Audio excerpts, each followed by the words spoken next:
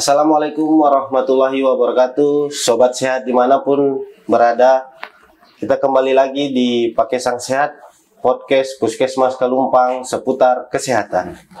Hari ini kita kedatangan bintang tamu yang sangat profesional dan fenomenal, yaitu Kepala Bidang Kesehatan Masyarakat Kota Ternate, Ibu Hasna Hamid, yang biasa disapa dengan Mamana. Halo Ibu. Baik. Bagaimana kabarnya hari ini? Alhamdulillah dalam kondisi baik. Semoga juga dengan Pak Andi ya, yang hari ini kita bisa bertemu di acara podcast Pakesang Puskesmas Kalumpang yang sangat terkenal ya. Mudah-mudahan bisa menjadi wadah untuk edukasi kita ya. Saya izin panggil Mamana, biasa beliau dipanggil Mamana, sapaan akrab. Ini brand yang sudah terkenal. Jadi kalau sudah ada Mamana semuanya tentang kesehatan. Bukan begitu Ibu? Ya, tidak seperti itu juga sih. Terima kasih Bu Kabid, Mamana sudah meluangkan waktu nih, lagi di bulan Ramadan hari ke-10. Semoga Ibu tetap dalam keadaan sehat walafiat. Amin, amin. Telah meluangkan waktu di podcast Pakesang Sehat. Mudah-mudahan masyarakat bisa melihat tentang apa itu kesehatan, bagaimana dampaknya, bagaimana pencegahannya melalui podcast Pakesang ini, Bu. Di mana podcast Pakesang ini dikemas mengikuti tren digitalisasi yang sasarannya mungkin di seluruh kalangan usia, namun yang kita prioritaskan adalah kalangan muda. Jadi digagas oleh Kepala Puskesmas Kalumpang, dikemas sebagai media promosi mengikuti tren. Ya, Mamana kesibukannya cukup padat di tengah-tengah bulan Ramadan. Jadi Ibu ini hari ini ada kesibukannya bagaimana nih? Kesibukan di bidang kesehatan masyarakat nih, apalagi seputar Ramadan nih, kan masyarakat perlu tips-tips juga nih Bu. Ya. Kegiatan-kegiatan Ibu selama bulan Ramadan nih bagaimana Ibu? Baik, sekedar informasi bahwa di bidang kesehatan masyarakat sendiri kami ada 3 seksi, yaitu untuk gizi KIA, yaitu gizi kesehatan ibu dan anak, kemudian ada promosi dan pemberdayaan masyarakat, kemudian ada kesehatan lingkungan dan kesehatan kerja olahraga, di mana di bulan puasa sebenarnya tidak menjadi suatu kendala ya, karena tetap intinya bahwa kita tetap melakukan tupoksi kita sebagai tusi di Dinas Kesehatan. Salah satunya adalah di media promosi, dan sementara ini bahwa di media banyak ya untuk memberikan edukasi terkait dengan apa sih tips untuk menjelang bulan puasa, dan tugas kami juga di samping itu terkait dengan gizi masyarakat ya. Artinya bagaimana kita berupaya untuk pencegahan stunting. Jadi intinya tupoksi ini tetap berjalan, jadi tidak menjadi suatu halangan ketika seorang itu berpuasa, aktivitas berkurang, tidak.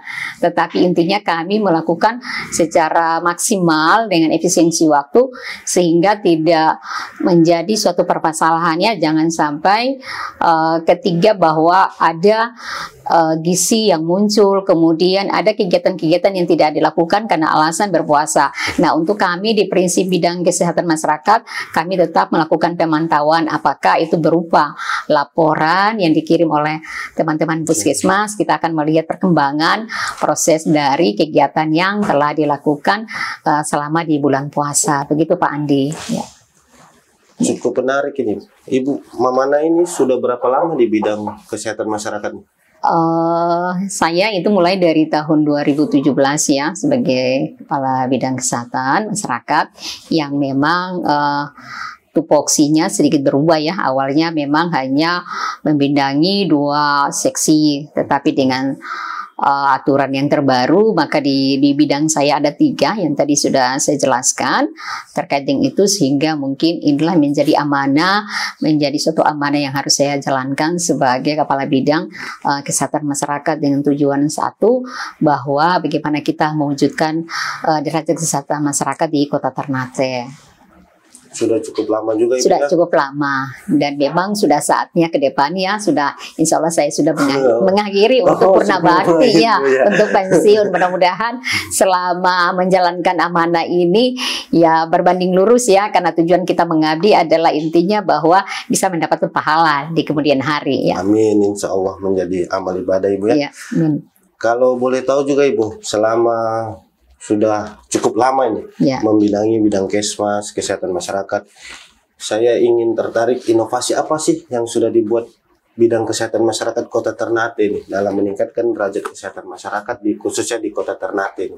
Inovasi-inovasi dinas kesehatan yang sudah dilakukan. Ya, baik, terima kasih Pak Andi terkait dengan inovasi, karena berupa inovasi muncul kita punya data ya, kenapa program ini cakupannya di bawah, karena intinya inovasi itu dia muncul untuk mendongkrak dan memberikan daya ungkit. Nah, di tahun 2023 kemarin itu kami punya data terkait dengan berapa banyak persentasi dari ibu hamil kekurangan energi kronis dan terbanyak diderita oleh keluarga yang tidak mampu. Nah, artinya inilah kami munculkan inovasi Mama, ojek makanan mama, yang memang di launching oleh Pak Wali Kota bersama Ibu sebagai Ketua Tim Penggerak PKK. Dan ini solusinya bahwa ojek makanan mama ini kita juga kerjasama ya dengan ojek komunitas. Mereka bertanggung jawab untuk mengantarkan makanan. Di samping itu juga kerjasama dengan catering. Jadi di jam 11 itu makanan akan dijemput oleh ojek, kemudian distribusi ke sasaran. Nah, untuk di tahun 2023 kemarin kita masih skop kecil ya, dengan sesuai anggaran seputaran 27 ibu hamil, kemudian juga berbanding lurus dengan ojek. Jadi satu ojek itu bertanggung jawab untuk ibu hamil, meyakinkan bahwa dia terima makanan kemudian dikonsumsi. Nah, setelah itu 2 minggu teman-teman dari bidang Kesmas khususnya di seksi gizi kaya melakukan monitoring apakah memang dampak tidak dengan pemberian makanan yang selama 90 hari makan ya.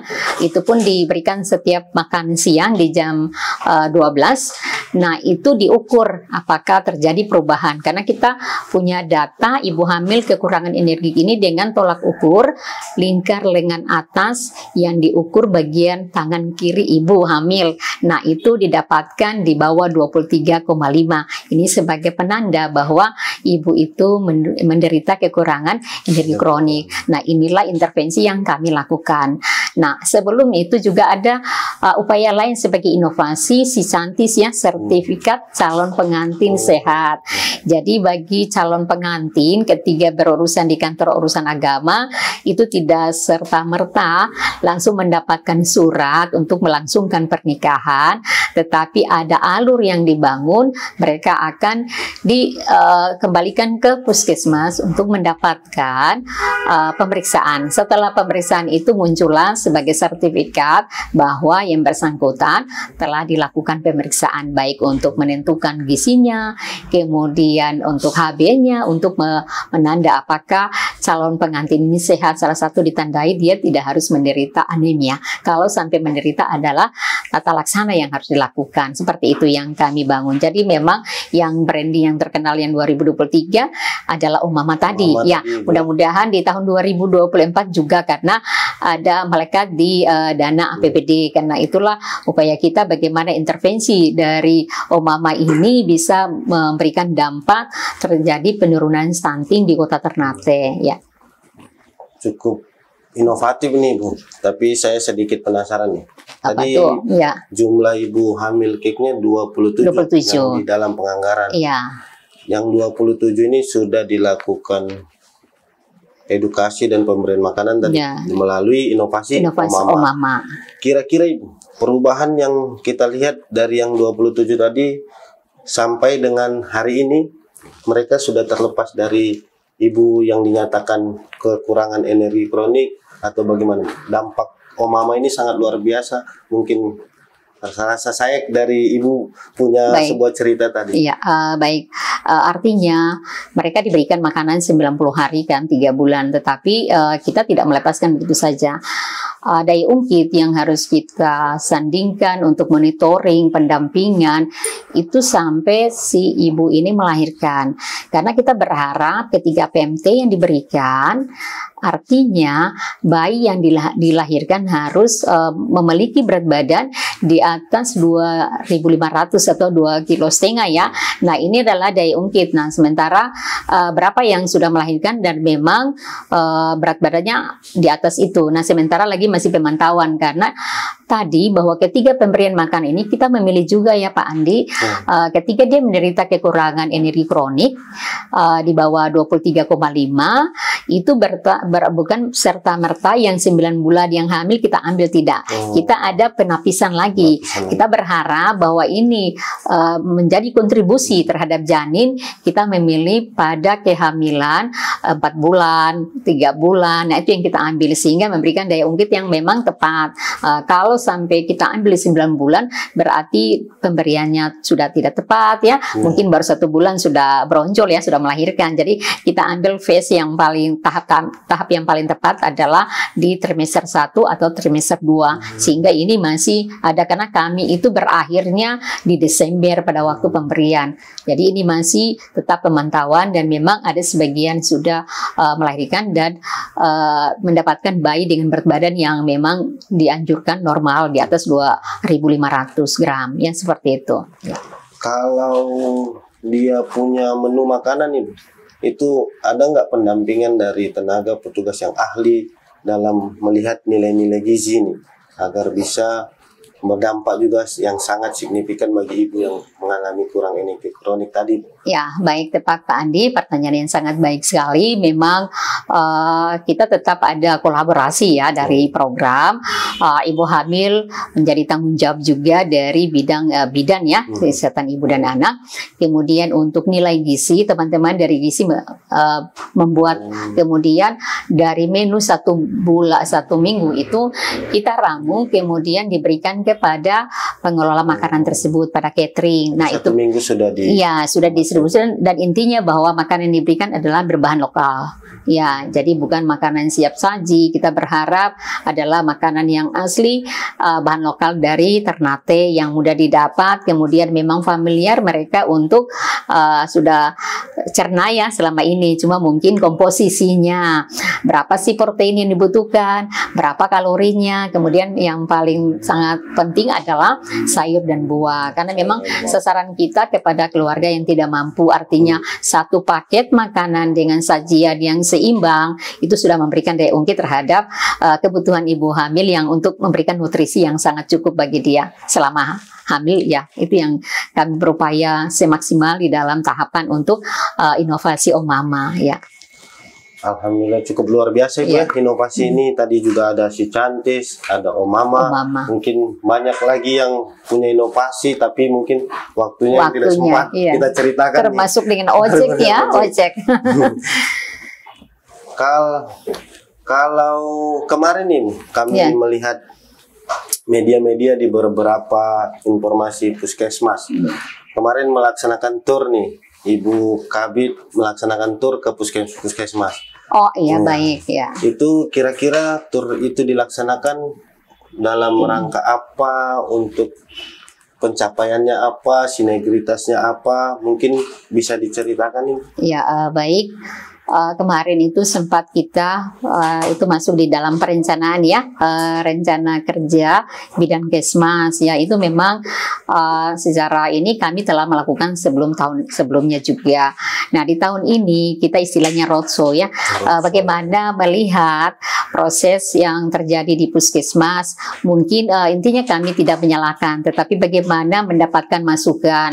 Jangan sampai ketika kita hanya di belakang meja kemudian permasalahan di lapangan kita tidak nangkap, artinya menjadi keresahan untuk teman-teman yang melakukannya, karena mereka sendiri adalah garda terdepan, artinya harus punya kemampuan, punya sarana yang cukup sehingga bisa memberikan pelayanan yang maksimal terhadap masyarakat. Nah, inti dari kami melakukan monitoring Yang pertama, karena sedikit perubahan ya Pak Andi, indikator-indikator di bidang KESMA ada berubah, sehingga kami punya tanggung jawab harus menyampaikan tentang definisi operasional, sehingga nanti korelasi dengan SOP yang akan dilakukan. Nah, ketika kami sampaikan, ada yang tidak paham, maka kami akan berlanjut terkait dengan bimbingan teknisnya, sehingga inilah kolaborasi yang kami lakukan, sehingga mungkin ke depan mereka lebih bekerja maksimal, karena performance seorang tenaga itu dia mampu melakukan kerja secara profesional terhadap masyarakat. Ketiga hal yang harus dimiliki ya selama ini, bahwa punya pengetahuan, punya keterampilan, dan yang paling sangat penting adalah sikap ya. Artinya keluhan masyarakat datang, tapi kalau petugas sikapnya kurang bagus ya nambah lagi penyakitnya. Jadi itu yang kami lakukan. Tetapi kami juga butuh dukungan lagi dari teman-teman di Puskesmas. Apabila di sepanjang Monef ada yang kurang, kita akan melakukan perbaikan, karena demi untuk pelayanan di tingkat masyarakat harus ada setiap perubahan. Jadi kita tidak stagnan ya. Itu yang kami lakukan di tahun ini. Mudah-mudahan ini bisa berjalan seterusnya. Ya, jadi intinya bahwa pembinaan ini sebenarnya harus minimal ya 2 tahun. Ya 1 tahun itu 2 kali ya per semester ya. Kalau memang ada waktu ya bagus lagi kalau 3 bulan sekali. Tetapi di samping itu adapun kita lewat WA ya, karena teman-teman yang melakukan di lapangan, kita ada grup di bidang KESMA sendiri. Jadi ketika ada intervensi dilakukan atau tindakan-tindakan yang memang perlu ya kami memberikan masukan. Jadi sepanjang itu tetap ada pendampingan dari dinas ya. Cukup luar biasa Ibu ya. Perjalanan roadshow ya, capaian dan target ya masyarakat. Iya. Ibu Kabid sendiri nih berlatar belakang basic juga bidan Ibu ya. Ya, bidan.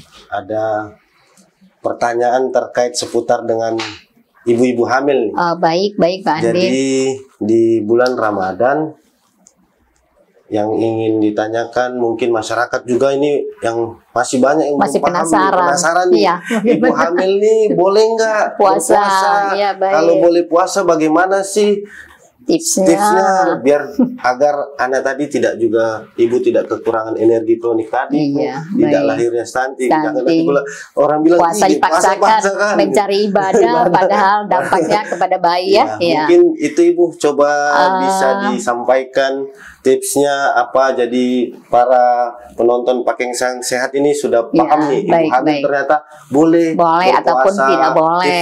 Ya, oke, baik Kandi. Kita tahu kehamilan merupakan anugerah ya yang paling terindah yang diberikan oleh Allah kepada pasangan. Nah, tujuannya untuk melanjutkan keturunan ya. Sementara di kehamilan itu diperuntukkan juga bagaimana nutrisi yang cukup sehingga bisa menjamin untuk kebutuhan dan bisa ke depan melahirkan generasi yang sehat dan berkualitas. Nah, seputaran tadi, apakah aman tidak ibu hamil untuk bisa melanjutkan ibadah puasa? Nah, ibadah puasa pun adalah di dalam 12 bulan ya. 1 bulan ini adalah bulan yang berkah dan harus diikuti oleh seluruh umat muslim, dan mungkin tidak dipungkiri bahwa keinginan ibu hamil juga seperti itu, karena tujuannya bagaimana kita meraih yang terbaik di hadapan Allah dengan salah satu menjalankan rukun Islam ya. Ya, salah satunya adalah puasa. Nah, kenapa harus ibu hamil bisa puasa? Untuk ini memang sesuai dengan hadis bahwa ada suatu tidak kewajiban ya. Ketiga hal, musafir, kemudian ibu hamil, dan ibu menyusui.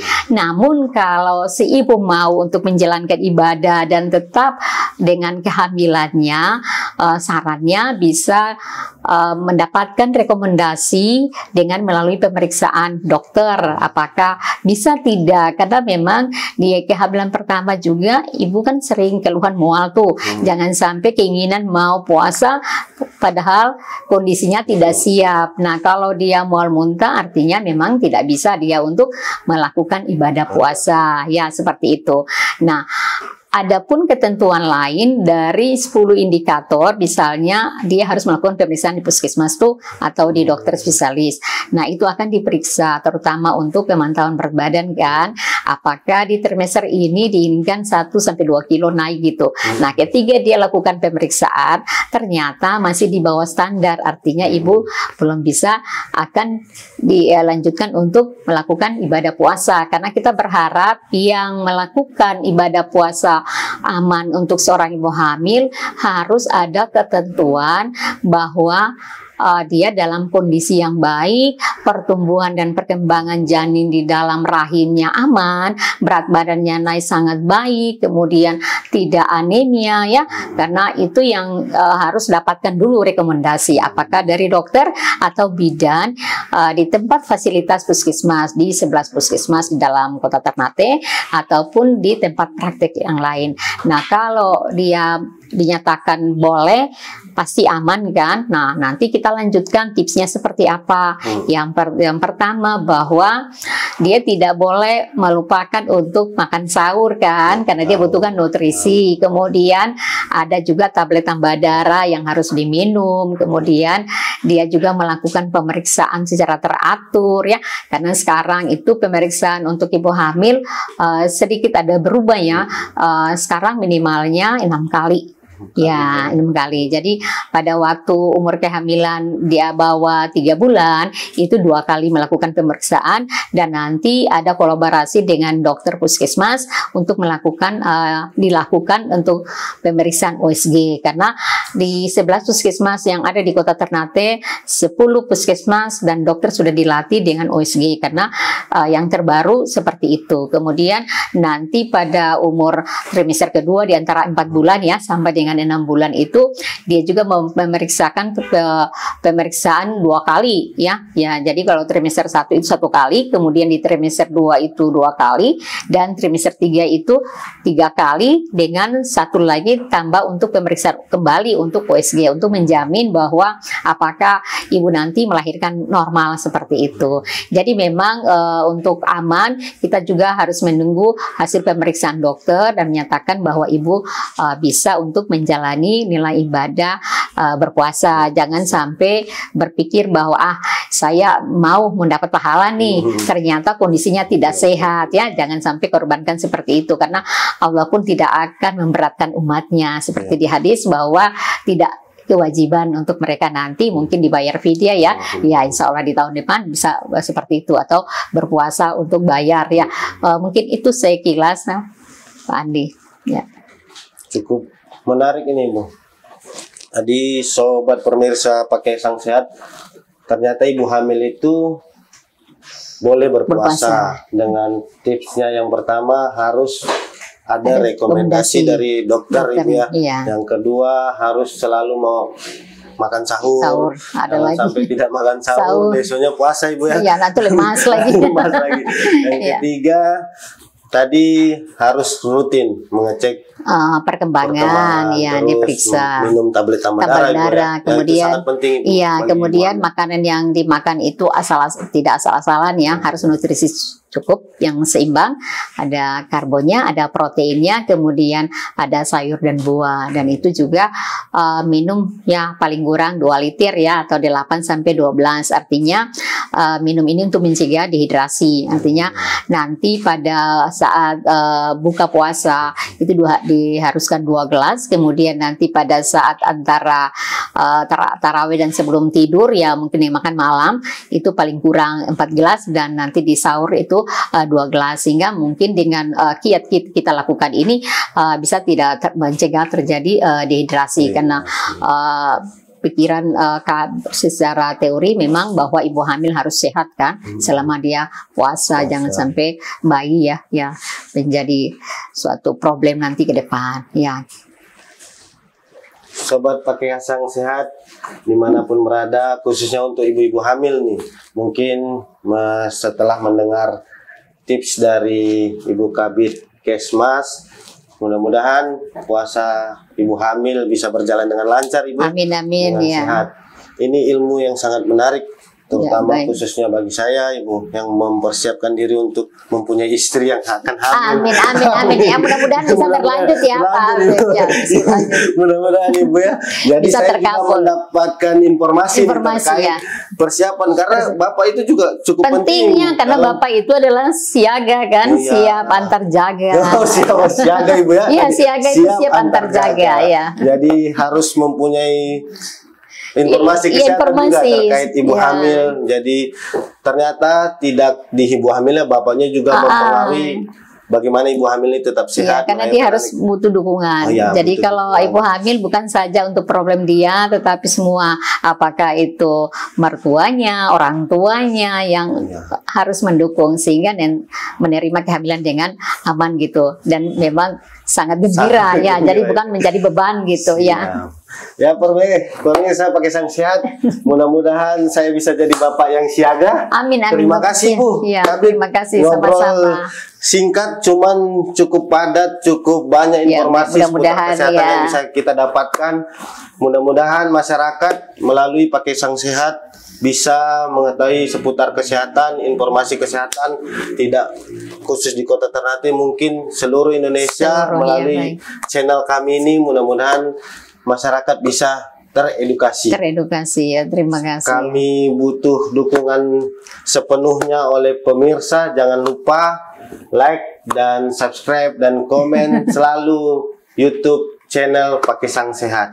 Mungkin demikian Ibu Kabid yang bisa kita sampaikan kepada masyarakat. Oke, Mungkin hari ini menjadi nilai ibadah tersendiri bagi Ibu Amin, Kabid. amin, amin. Semoga dalam menjalankan ibadah puasa sehat selalu, menjalani masa purna bakti, Purna bakti ya, mudah-mudahan selama mau mengabdikan tugas menjadi nilai amalan ibadah. Amin, amin. So, mungkin itu yang bisa kita, ya pemirsa, hari ini kita telah selesai ngobrol yang sangat menarik, terutama khusus-khusus buat ibu hamil dan bapak-bapak yang siaga tadi. Iya. Jadi jangan lupa ibu hamil penting didukung, mulai dari bapaknya yang harus siaga, serta konsumsi makanan yang sehat, rajin cek kesehatan di puskesmas. Cukup sekian dan terima kasih. Jangan lupa nonton terus YouTube channel kami. Billahi taufik walhidayah. Wassalamualaikum warahmatullahi wabarakatuh. Subajo. Jauh subah.